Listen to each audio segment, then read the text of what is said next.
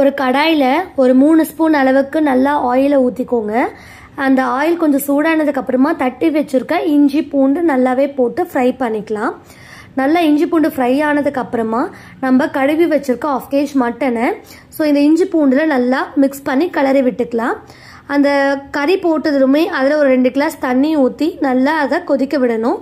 அந்த தண்ணியில் பார்த்தீங்கன்னா நமக்கு மஞ்சத்தூள் ப்ளஸ் உப்பு கல்லுப்பு போட்டு நல்லா மிக்ஸ் ஆகணும். கடையில் நல்லா மிக்ஸ் ஆகினதுக்கப்புறமா நம்ம ஒரு தட்டு போட்டு நல்லா மூடி வச்சு மட்டனை கொஞ்சம் வேக விடலாம். மட்டன் ஒரு 15 மினிட்ஸில் நல்லாவே வெந்துடும். நம்ம வெந்திருக்கான்னு சொல்லி நம்ம செக் பண்ணி பார்க்கலாம். செக் பண்ணி பார்த்துல ஒரு 70% மட்டன் நல்லாவே வெந்திருக்கு. அகைன் கொஞ்சம் ஒரு தண்ணி ட்ரை ஆகிற வரைக்கும் தட்டு போட்டு மூடிடலாம். இப்போ நான் செக் பண்ணி பார்க்கும்போது பார்த்தீங்கன்னா உங்களுக்கு மட்டன் நல்லாவே வெந்துருச்சு. அது ஒரு தனியாக பிளேட்டில் நம்ம சர்வ் பண்ணிக்கலாம்.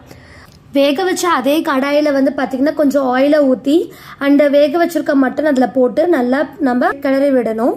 மட்டன் நல்லா கிளறினதுக்கு அப்புறமா நம்ம வீட்டில் யூஸ் பண்ணுற குழம்பு மிளகாய் தூள் அது ஒரு 2.5 டேபிள் ஸ்பூன் பார்த்தீங்கன்னா நம்ம இந்த ஆயிலில் நம்ம சேர்த்து மட்டனோட நல்லா பிரட்டி விட்டுக்கலாம்.